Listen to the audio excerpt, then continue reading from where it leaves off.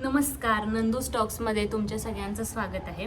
आता तुम्ही म्हणाल हे काय म्हणजे पहिले 2 ब्लॉग तर हॅलो गाईज आणि welcome back to my YouTube channel हे असं होतं. तर मी आजपासून ठरवलं म्हणजे या ब्लॉगपासून ठरवलं की मी मराठीमध्येच बोलणार आहे, जे काही बोलणार आहे ते. त्यामुळे तुमचं या माझ्या नंदू स्टॉक्समध्ये स्वागत आहे. मी हा व्हिडिओ असाच रँडम सुरू केला.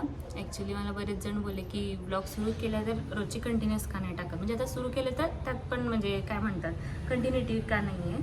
पण असं होतं की आता ऑफिस सुरू झालं आहे, त्यामुळं सॅटर्डे संडे 2च दिवस मिळतात आणि सॅटर्डे संडेमध्ये पण काय काय गोष्टी करायच्या ना, म्हणजे तसं खूप काही करू शकतो. कारण रोजचं माझं तर ऑफिसचं टायमिंग आता 8:30 ते 6 आहे. त्यामुळं सकाळी 6 वाजता उठून सगळं रेडी होऊन जाण्यामध्ये एकतर ते 2 म्हणजे 6 ते 7पर्यंत रेडी होते आणि 7 वाजता म्हणजे कंपनीची बस येते आणि तिथून मग ऑफिसला पोचते 8:30 वाजता आणि मग तिथून 6 वाजता निघाल्यानंतर घरी येऊस तोपर्यंत मला 7:30 पावणे 8 होतं. आणि कधी तर ट्रॅफिक म्हणजे आत्ता बापरे इतकं ट्रॅफिक लागतं ना त्या एरियामध्ये. चांदणी चौक वगैरे हा एरिया तुम्हाला माहीतच असेल आता, जे पुण्यात राहतात त्यांना. तर इतकं ट्रॅफिक लागतं आहे की म्हणजे बापरे खूप असं नकोच वाटतं की का म्हणजे इतका कंटाळा येतो की. आणि त्यात घरी येऊन जेवण बनवायचं आणि मग त्यानंतर जेवायचं, स्टॅमिनाच उरत नाही. त्यामुळे सॅटर्डे संडे हे 2च दिवस असतात की ज्यामध्ये तुम्हाला व्यवस्थित तुम्ही झोप घेऊ शकता आणि तुम्हाला ज्या काही कुठल्या ॲक्टिव्हिटीज किंवा गोष्टी करायच्या ज्या की तुम्ही मंडे टू फ्रायडे नाही करू शकत, त्या अशा गोष्टी सॅटर्डे संडेमध्ये म्हणजे बाहेर फिरायला जाणे म्हणा किंवा तुमच्या फॅमिलीसोबत गप्पा मारणे म्हणा, म्हणजे कॉलवरती किंवा तिकडे तुमच्या घरी जाणे म्हणा होमटाऊनला, हे या सगळ्या गोष्टी तुम्ही करू शकता. म्हणून मी आज हा व्हिडिओ खरं तर सुरू केला आहे. तुम्ही पाठीमागं तुम्हाला ते कपडे दिसत आहेत ते इग्नोर करा थोड्या वेळासाठी. आता ते अँगल मी व्यवस्थित नीट सेट नाही केलं आहे. आता त्या गोष्टीचं कारण म्हणजे पण ते आता मी आता सगळी कामं आवरली आहेत, पण त्याचा टर्न आता उद्या तो कपडे धुण्याचा टर्न आता उद्या आहे. आणि आता सॅटर्डे संडे हे 2च दिवस मिळतात. आता जे बॅचलर लोक आहेत त्यांना माहिती असेल की कसं असतं रूमवरती राहणं आणि ब्ला ब्ला ब्ला. हा ब्लॉग सुरू करण्याच्या पाठीमागचं कारण म्हणजे आता काहीतरी असं टॉपिक पाहिजे ना. कारण आता बाहेर वगैरे फिरायला गेले, तो जो मी ब्लॉग करते तर त्याच्यामध्ये सगळं कसं मी बाहेरचे प्लेस दाखवते की कुठं आहे ते काय आहे किंवा कसं आपल्याला तिथंपर्यंत पोचता येईल. तर असं काहीतरी पाहिजे ना बोलायला. तर मग मी असा एक विचार केला की आत्ता एक जो आपला सण सुरू आहे जो की श्री गणेश चतुर्थी, तर आज काहीतरी आय थिंक 4था दिवस आहे ना, बरोबर. तर आज 4था दिवस आहे. तर गणेश चतुर्थी हा सण जेव्हा येतो म्हणजे आपल्याला सगळ्यांनाच त्याबद्दल खूप आतुरता असते की कधी येणार गणेश चतुर्थी. आणि शेवटच्या दिवशी पण असं वाटतं की बाबा जाऊ नयेत, म्हणजे गणपती विसर्जन करताना पण असं वाटतं की बाबा नाही करायला पाहिजेत विसर्जन, पण काय करणार. आता ती प्रथा आहे 11 दिवसांची. आता बऱ्याच म्हणजे माझ्या बोलण्यात जेवढे आलेत लोक, तर त्यांच्या मी असं ऐकलं आहे म्हणजे बोलणं असं ऐकलं की बऱ्याच जणांच्या घरी 1.5 दिवसांचाच फक्त गणपती असतो. म्हणजे आता श्री गणेश चतुर्थी आज आहे तर आज 1 दिवस आणि त्याचा दुसऱ्या दुसऱ्या दिवसाचा हाफ डे, म्हणजे फक्त 1.5 दिवसांचा. तर त्यांना किती वाईट वाटत असेल. हे फक्त आपल्या घरी 1.5 दिवसांचाच असतो. काही जणांच्यात 1.5 दिवसांचा, काही जणांच्यात 5 दिवसांचा, तर काही जणांच्यात 7 दिवसांचा आणि 10 दिवसांचा 11 दिवसांचा, अशी पद्धत असते. तुम्ही पण कमेंट करून सांगा तुमच्या घरी किती दिवसांचा गणपती असतो आणि तुमचं काय मत आहे याच्याबद्दल की बाबा कसं असलं पाहिजे काय वगैरे. म्हणजे आता प्रत्येक जणांनाच वाटतं की गणपती आपल्या म्हणजे घरी कायमच राहायला पाहिजे, पण ॲक्च्युली तसं नसतं. कारण प्रथा ही म्हणजे पूर्वीपासून चालत आलेली आहे, त्यामुळं जशी प्रथा आहे तसंच आपल्याला पण ते फॉलो करावं लागतं. तर अजून एक महत्त्वाची गोष्ट म्हणजे काल शुक्रवारच होता ना, आज संडे म्हणजे काल शुक्रवारच असतात ना. तर आम्ही काल ऑफिसमध्ये म्हणजे ॲक्च्युली ती खूप वर्षांपासूनची पद्धत आहे. आम्ही ऑफिसमध्ये काल गणपती अथर्वशीर्ष पठण केलं, पण एक वेळेस नाही तर 11 वेळेस आम्ही टोटल गणपती अथर्वशीर्ष पठण केलं. म्हणजे ऑफिसमधली सगळी लोक खाली आम्ही एका एरियामध्ये जमलो होतो आणि एका सरांनी गणपतीची छान पूजा केली होती आणि त्यानंतर आम्ही 11 वेळेस टोटल गणपती अथर्वशीर्ष पठण केलं आणि त्यानंतर आरती प्रसाद वगैरे या सगळ्या गोष्टी झाल्या. इतकं प्रसन्न वाटत होतं. म्हणजे आता पण कसं धावपळीच्या याच्यामध्ये म्हणजे आपल्या युगामध्ये असंच बोलतात. कौन है ये लोग, कहाँ से आते हैं? असं बोलतात. म्हणजे कसं असतं आता म्हणजे जोक्स अपार्ट, तर काय म्हणत होते मी, हां, तर आपलं ऑफिसचं टायमिंग आपलं म्हणजे जे जे ऑफिस अटेंड करतात, जॉब करतात, त्या सगळ्यांचंच टायमिंग असं म्हणजे एक शेड्यूल टायमिंग असतं की या वेळेत यायचं आणि या वेळेत जायचं, म्हणजे तेवढ्या वेळेत काम करून हे करायचं. पण अशा ह्याच्यात आपण या गोष्टींना कधी महत्त्व देत नाही, धार्मिक गोष्टींना, जे की दिलं पाहिजे. आणि मोस्टली अशा काही कंपन्या आहेत, म्हणजे त्यात आमची पण कंपनी आहे, की अशा गोष्टींना पण ती महत्त्व देते, की बाबा तुम्ही अथर्वशीर्षात आपण असंही आता बसने तुम्ही जात असाल, म्हणजे कंपनीच्या बसने जात असाल ऑफिसला, किंवा PMTने जात असाल, किंवा ऑटोनी कॅबनी कसंही जात असाल, तर आपण कानात हेडफोन्स टाकून म्हणजे फक्त ऐकतो, की बाबा ॲटलिस्ट आपलं ते देवासमोर बसून म्हणणं होत नाही. पण अशा निमित्ताने म्हणजे कंपनी अशा काही गोष्टी अरेंज करते, मॅनेज करते, की त्यानिमित्ताने सगळीजणं येऊन हात जोडून ते म्हणजे देवासमोर बसून ते अथर्वशीर्ष पठण करणं, म्हणजे अथर्वशीर्षच असं नाही की जे काही म्हणजे कोणत्याही देवाच्या गोष्टीच्या पठण करणं ते खूप जास्ती म्हणजे महत्त्वाचं आहे. आणि तसं केल्यानंतर तर आम्हाला काल तर इतकं प्रसन्न वाटत होतं, की असं वाटत होतं की आम्ही ऑफिसमध्ये एक गणपती म्हणजे असं एक काय म्हणतात गणपती बसवला आहे आणि आगमन वगैरे केलं आणि त्याची पूजा वगैरे करतोय असं झालं. म्हणजे तसंच ॲक्च्युली होतं. पण कसं आहे म्हणजे तो गणपती असा ॲक्च्युली आम्ही बसवत असं नाही गणपती ऑफिसमध्ये, पण एक मूर्ती आहे आणि त्याचीच आम्ही पूजा करतो आणि अथर्वशीर्ष पठण केलं आणि सगळ्यांना इतकं भारी वाटलं होतं. आणि काल तर एक तर सगळे आम्ही ट्रॅडिशनल ड्रेसमध्ये होतो, सो ते वातावरण खूपच जास्ती छान झालं होतं, मस्त होतं ते कालचं वातावरण. तुम्ही पण अथर्वशीर्ष पठण म्हणा किंवा गणपती स्तोत्र काही पण म्हणजे 11 वेळेस असं इतकं नाही, पण एकदा तरी ॲटलिस्ट देवासमोर बसून, किंवा जरी गडबड असेल आपल्याला तरी ॲटलिस्ट आपण कानात आता बाकीचे सॉंग्स वगैरे ऐकतोच ना जाताना, हिंदी सॉंग्स कुठलेही ऐकतोच ना आपण, तर त्याच्याऐवजी एकदा फक्त ते ऐकलं तरी ना आपल्याला असे म्हणजे एक तुम्ही बघा ऐकून आपल्या म्हणजे काय म्हणतात एक वेगळीच एनर्जी मिळते आपल्याला, एक खूप छान पॉझिटिव्ह वाईब्स मिळतात. आपला मूड वगैरे पण कधी असं हे असेल ना, ऑफ असेल ना, आणि ते जरी ऐकलं तरी, कारण त्याचा अर्थच इतका चांगला आहे. म्हणजे तुम्ही आता बघा गुगलवरती सर्च करून, आपल्याला इतकं भारी वाटतं ना ते ऐकल्यानंतर. तुम्हाला देवासमोर बसून जरी म्हणता येत नसेल ना, गडबड असेल, ऑफिसचं टायमिंग खूप लवकर असेल, तरी पण तुम्ही कानात हेडफोन्स घालून तरी एकदा तरी ॲटलिस्ट ऐका. गणपती अथर्वशीर्ष म्हणा किंवा गणपती स्तोत्र म्हणा. असं नाही की फक्त गणेश चतुर्थी आत्ता सूर्य म्हणा आत्ताच फक्त ऐकलं पाहिजे, पण रोजचंच मी म्हणते, जसं पॉसिबल होईल तसं तुम्ही ऐकत चला. एक त्याच्याने खूप असं मनाला खूप छान म्हणजे शांती वाटते मनाला. आणि बोलायचं झालं तर कसं आता गणपतीचं म्हणजे आता सगळ्यांच्याच घरी गणपती बसतो असं नाही. आता काय म्हणजे माझ्या घरी पण इवन पर्सनली माझ्या घरी पण गणपतीची स्थापना आम्ही नाही करत. मी जॉईंट फॅमिली आमची होती, तर आम्ही सगळेजण मिळून असं एकत्र म्हणजे एकच घर एक गणपती अशी प्रथा ठेवली होती, जी अजून पण सुरू आहे. म्हणजे माझ्या काकूच्या घरी गणपती स्थापना होते आत्ता. पण माझं असं होतं की म्हणजे मला पण असं म्हणजे जेव्हा मी म्हणजे घर जेव्हा सेपरेट राहायला लागलो, तेव्हा माझं पण असं होतं की मम्मी आमच्या म्हणजे आपल्या पण घरी गणपती बसायला पाहिजे. कारण मला ते खूप असं भारी वाटायचं की गणपती एक आणताना जो उत्साह असतो, आपल्या अंगाची एनर्जी असते ना, ती वेगळीच म्हणजे भारीच असते ती एकदम. म्हणजे मला पण असं वाटायचं की आपण का म्हणजे गणपती नाही बसवत, किंवा म्हणजे आपण का गणपतीची स्थापना नाही करत. मला पण तसं गणपती आणताना म्हणजे तो जो उत्साह आहे तो की गणपती बाप्पा मोरया म्हणत म्हणजे तो जयघोष करत म्हणजे मला पण आमच्या पण घरी गणपती आणायचा. म्हणजे मी खूप हट्ट केला, पण मम्मीने मला सांगितलं की नाही, म्हणजे एकदा जी प्रथा पडलेली असेल तर तीच राहायला पाहिजे. पण आम्ही तरी पण त्यानंतर भटजींना विचारून, म्हणजे मला खूपच हट्ट करत आहे, त्यामुळे भटजींना विचारून आम्ही एक प्रथा पाडली. म्हणजे ती अशी की घरातलीच मूर्ती आहे, एकदम छोटीशी एवढीशीच मूर्ती आहे, आणि ती आम्ही स्थापन करतो आणि तिची रोज पूजा आरती वगैरे म्हणजे जसं आपण बाहेरून गणपतीची मूर्ती आणतो स्थापन करतो तशा पद्धतीने, फक्त ती घरातली मूर्ती आहे. म्हणजे डेकोरेशन वगैरे सगळं करून मस्तपैकी ती मूर्ती स्थापन करतो. रोज तिची सकाळ संध्याकाळ पूजा आरती करतो. त्यानंतर प्रसाद वगैरे सगळं अशा सगळ्या गोष्टी ज्या आपण मूर्ती म्हणजे बाहेरून तुम्ही जसं करता तसं करतो. फक्त त्या मूर्तीचं विसर्जन नाही करत. म्हणजे 5व्या दिवशी 5 दिवस झाल्यानंतर आम्ही ती मूर्ती आहे तशी देवघरात ठेवतो, असं एवढंच असतं. पण मला ते करायचंच होतं की एक दिवस, पण आम्ही ती मूर्ती आणताना पण आता ती देवघरातून मूर्ती आम्ही आहेच, म्हणजे काय म्हणतात ती देवघरातून उचलून जिथं आम्ही स्थापन करतो, डेकोरेशन वगैरे केलं असतं तिथं स्थापन करत नाही.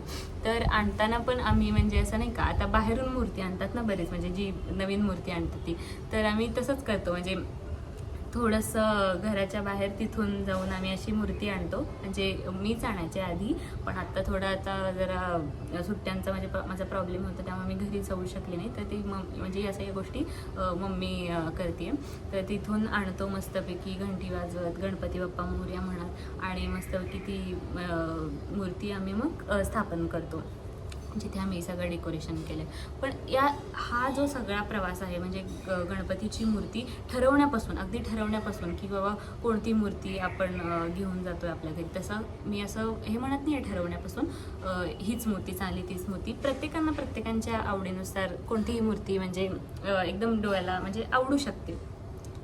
तर ती मूर्ती घरी म्हणजे ती ठरवण्यापासून ती घरी आणण्यापर्यंत, स्थापन करण्यापर्यंत, त्यानंतर पूजा, रोजची आरती वगैरे हे सगळी गोष्टी करूच तोपर्यंत, आणि त्यानंतर मग येतो जो लास्टचा दिवस. तो सगळा जो प्रवास आहे तो खूप जास्ती प्रसन्नदायक वाटतो आणि मनाला एकदम शांती देणारा असतो. आणि ती त्यावेळेस जी अंगात उत्साह असतो, आपल्या जी एनर्जी असते ना, ती म्हणजे नेक्स्ट लेवलच असते.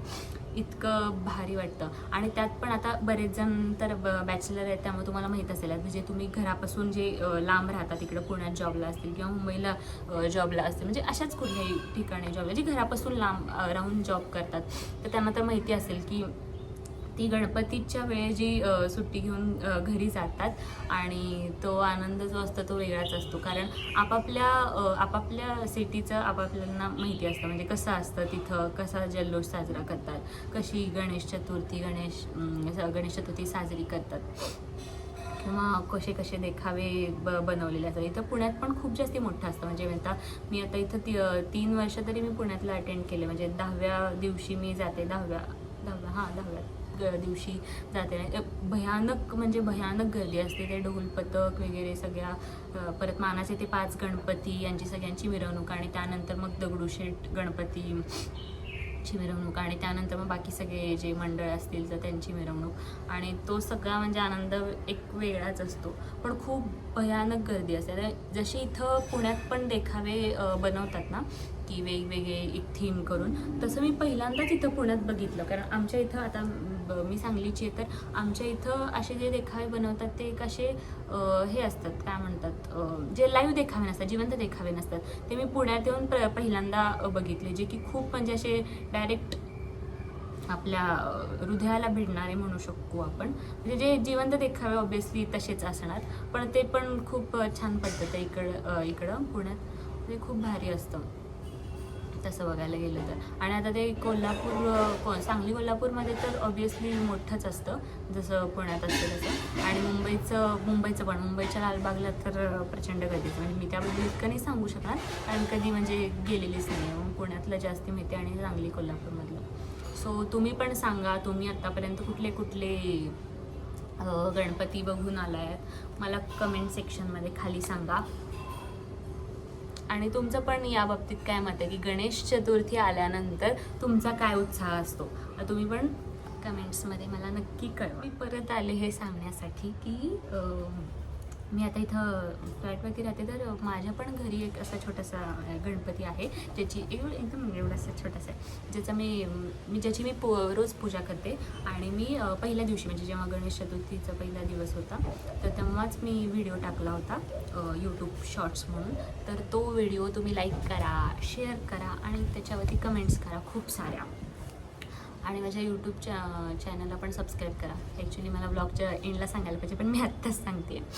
आणि बाकी मग मी आज दिवसभरात काय करते त्याची मी अपडेट देतच जाईन तुम्हाला, इफ काही इंटरेस्टिंग असेल तर.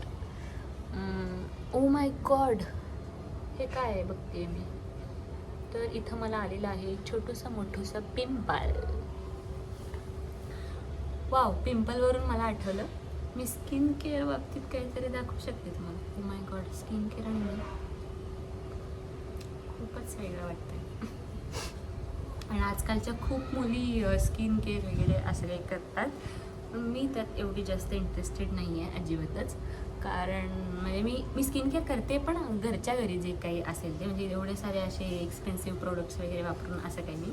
पण मी माझ्या पद्धतीचं स्किन केअर तुम्हाला दाखवू शकते, एकदम लो बजेटवालं, जे तुम्हाला कुठेही कधी अवेलेबल होऊ शकतं. सो मी दाखवू शकते माझं स्किन केअर. Nice idea. बरं झालं या पिंपलनी मला आयडिया दिली.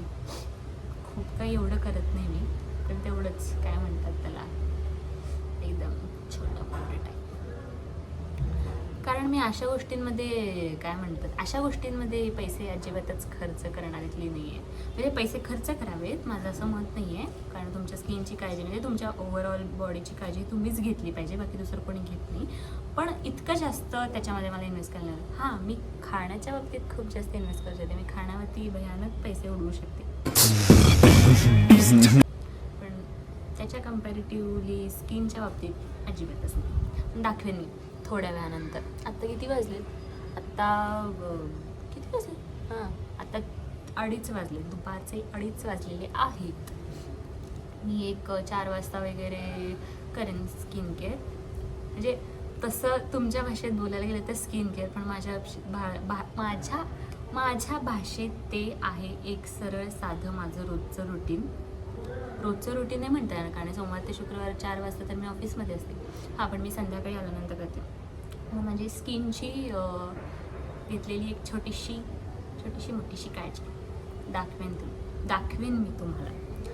त्यामुळे बघत राहा माझा व्लॉग. भेटूया आपण थोड्याच वेळानंतर. बाबा. तर मित्रांनो आणि मैत्रिणींनो,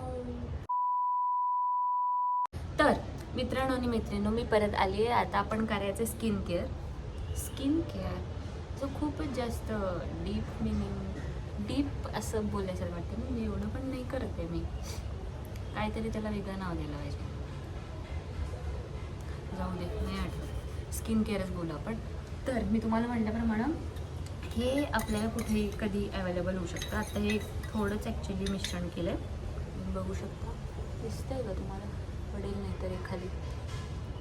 याच्यामध्ये हे काय आहे बेसिकली, तांदूळ असतं ना, तर त्याचं पीठ आहे, बारीक करून घेतलेलं तांदळाचं पीठ आहे.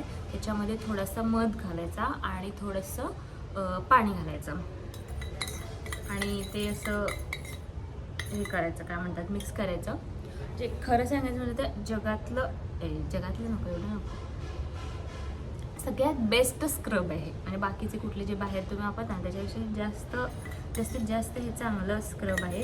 याच्यानं काय होतं माहिती आहे का, हे तुम्ही स्क्रब केलं पूर्ण तुमच्या फेसला, तर चेहऱ्यावरची जी धूळ वगैरे असती तर ती सगळी निघून जाती. आणि मी असं नाही म्हणणार की हे जे स्पॉट्स आहेत ना, जे पिंपल्स गेल्यानंतर जे हे स्पॉट्स राहतात तर ते जातील, पण हळूहळू जाणार नाही तसं नाही, पण हळूहळू जातील. तर हे ट्राय करू शकता तुम्ही. पण स्क्रब हे खूप बेस्ट आहे आणि चेहरा आपला असं खूप काय म्हणतात, मऊ होतो मस्तपैकी. तर बघा, मी पण आता हे लावून घेते. काय नाही, मस्तपैकी असं लावायचं आणि हे फक्त असं हलक्या हाताने स्क्रब करायचं. स्क्रब तर तुम्हाला माहीतच असेल कसं करायचं. हे चेहऱ्याला मी पूर्ण असं स्क्रब केलेलं आहे. हे दिसायला जरी डेंजर दिसत असेल तरी पण तुम्ही ट्राय करायला काय हरकत आहे ना. गोष्टी ट्राय करायला शिकलं पाहिजे. मी पण आत्ता शिकते म्हणून तुम्हाला सांगते. तर मी असे आता स्क्रब केलेलं आहे चेहऱ्याला. आता हे जवळपास एक अर्धा तास तरी ठेवायचं. म्हणजे अर्धा तास असं फिक्स टायमिंग नाही आहे, पण तुम्ही असं म्हणजे काय म्हणतात, ते सुकलेलं कळेलच ना चेहऱ्यावरचं ऑब्व्हियसली. आणि सुकल्यानंतर तुम्ही लगेच फेस धुतला तरी चालेल आणि त्यानंतर मग तुम्हाला कळेल थोडाफार रिझल्ट त्याचा. पण हे बेस्ट स्क्रब आहे असं मला तरी वाटतं.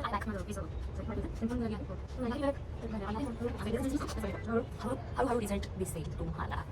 स्किन अशी खूप जास्ती सॉफ्ट होते, ते मला जास्ती आवडतं.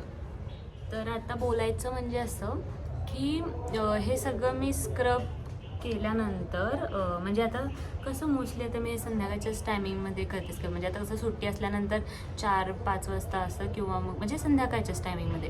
आणि ऑफिस टायमिंगमध्ये मंडे टू फ्रायडेमध्ये संध्याकाळी एक झोपायच्या वेळेस म्हणजे झोपायच्या आधी थोडं 9:30 वाजता वगैरे हे स्क्रब मी करते. आणि हे स्क्रब केल्यानंतर मी मॉइश्चरायझर लावते.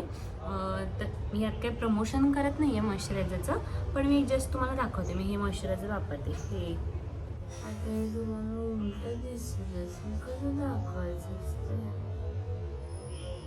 कसं दाखवायचं असतं, आणि दाखवायला पाहिजे का, हे पण उलटच दिसतंय. ठीक आहे, मी नाव इथं मेन्शन करते नंतर. हे इमोलिनचं मॉइश्चरायझर आहे, पण हे ड्राय स्किनसाठी आहे. तशी माझी ड्राय स्किन पण आहे, थोडी ऑइली पण आहे, पण मी यूज करते, मला हे आवडतं. आणि हे खूप असं नाही, पण थोडं लाईट वेट आहे, म्हणजे लावल्यानंतर तर मी आता हे लावेन. आणि मग त्यानंतर काय नाही, मग एवढंच असतं माझं स्किन केअर रुटीन. तर आजचा हा व्लॉग तुम्हाला कसा वाटला हे मला नक्की कमेंटमध्ये सांगा. आणि आपण आता आज कुठल्या विषयावरती बोलू, तर गणेश चतुर्थी या विषयावरती आपण आज बोलू. गणेश चतुर्थी या सणाबद्दल बोलू की कसं असतं. तुम्ही पण सांगा तुमच्या घरी कशी प्रिपरेशन करतात, किंवा तुमचा उत्साह कसा असतो, तुमच्या सिटीमध्ये कसा साजरा केला जातो हा गणेशोत्सव, तर तुम्ही पण मला नक्की कमेंटमध्ये सांगा.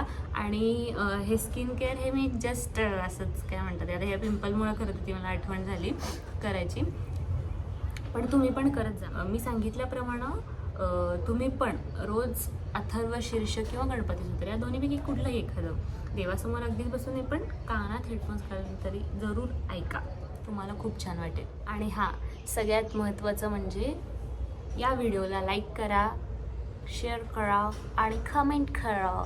आणि माझ्या यूट्यूब चॅनलला सबस्क्राईब करायला अजिबात विसरू नका. माझ्या यूट्यूब चॅनलचं नाव आहे काय, नंदूज टॉक्स. चलो बाय बाय, भेटू आपण उद्याच्या दिवशी. भेटू शकतात. हा व्लॉग आजच अपलोड होईल का उद्या अपलोड होईल माहीत नाही, पण भेटू आपण लवकरच. मी करत राहीन रोजचे व्लॉग्स, काहीतरी नवीन आयडिया घेऊन. चलो बाय बाय.